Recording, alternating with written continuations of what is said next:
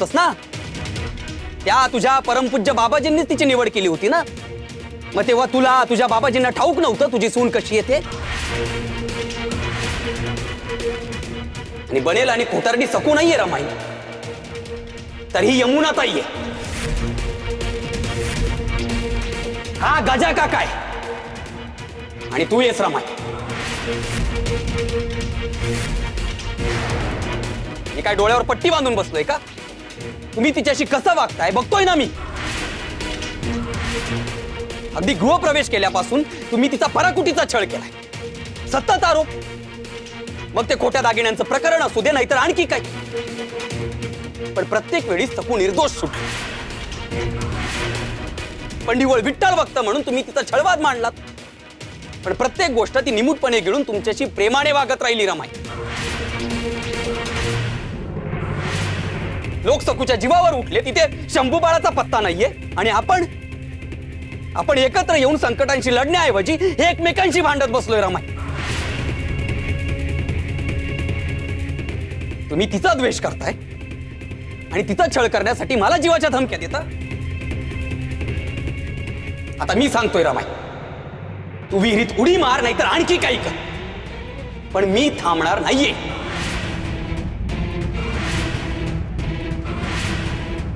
कारण मला माझ्या सकूवर पूर्ण विश्वास आहे। एवढंच नाही, सकू निर्दोष आहे हे तुलाही नीट माहिती आहे, आणि माझी खात्री आहे रमाई, सकूच शंभूला शोधून आणणार।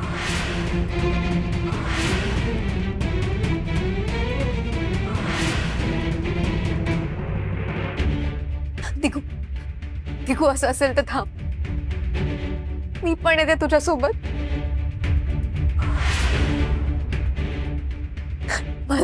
मला माझं बाळ हवंय, मला माझं बाळ हवं। चल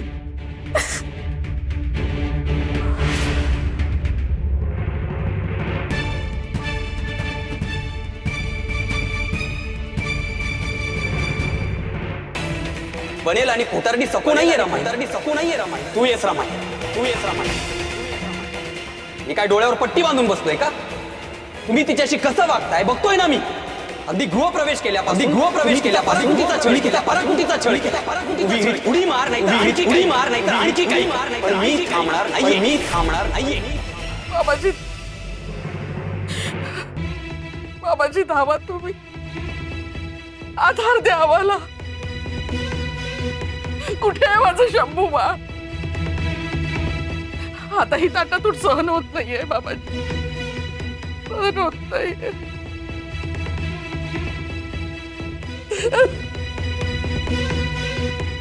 बाबाजी,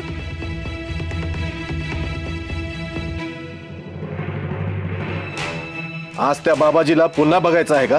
कचेरीतून कागद आणलाय ना? नाही, कागद आणलाय पण बघायसाठी नाही। आम्ही कचेरीत विनंती केलती, बाबाजींवर लावलेले समदे आरोप आम्ही मागे घेतलेत।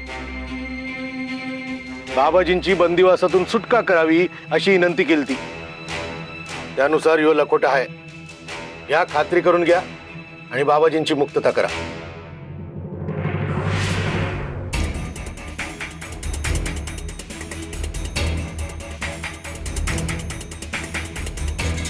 ठीक आहे, मी माझ्या वरच्यांना सांगतो, ते बघतील कवा सोडायचं। जावा तुम्ही, इथं थांबू नका। वय चला बुवा।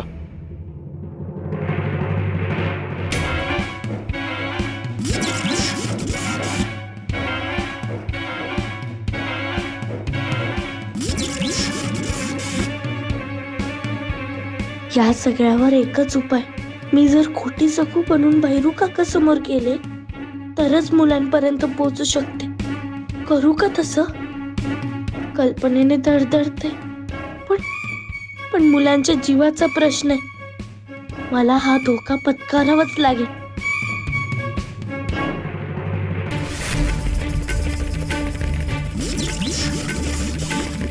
भैरा, पेंगतोयस वय वटवा गोळा? नाही बाबाजी, अरे बिन शेपटाच्या माकडा, लक्ष कुठे आहे रे तुझं? मी स्वतःच्या डोळ्यांनी बघितलं, तुझं डोळं मिटलेलं होतं. आणि पुन्हा जर डोळं मिटलं ना तर कायमचे मिटे ना तुझे डोळे. मिटो. नाही बाबाजी, हा डोळ्यात कचरा गेला होता म्हणून डोळे मिटलं होतं. पुन्हा डोळे मिटलं ना तर काच करीन. चल आता ते काचेचं पात्र उचल आणि मुलांकडे चल. आताच ग्रहणाला येळ अजून. आम्हाला शिकवतोस, आम्हाला शिकवतोस. उचलणार ते देव का खाली. सांगतोय ते कर. ग्रहणाचा वेध लागलात, उचलते.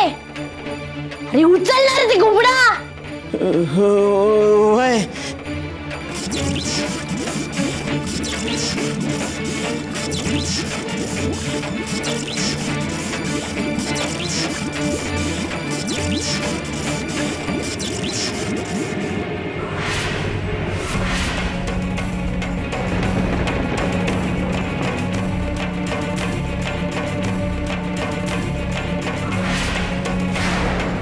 तुम्हाला तर आधीच सिद्धी मिळाली. 2-2 बाबाजी.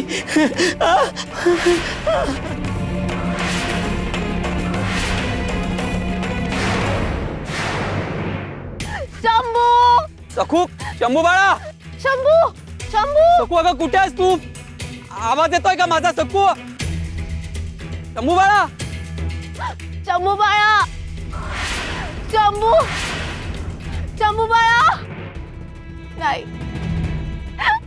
तर मला काही आशा वाटत नाहीये. अगं कुठे आहे सखू? कुठे आहे माझा शंभू? मीच मूर्ख म्हणून तुझ्यावर विश्वास ठेवून इथे आले,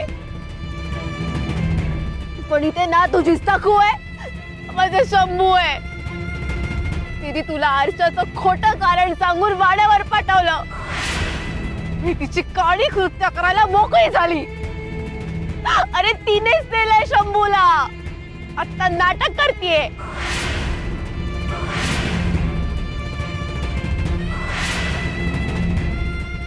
काय करणार आहे ती माझ्या बाळाला?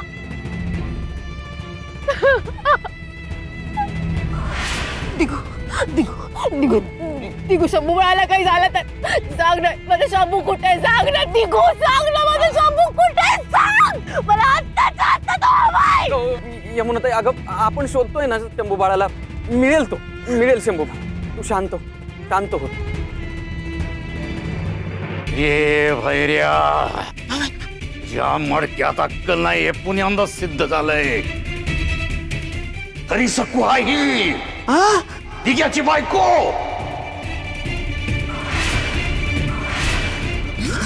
ये!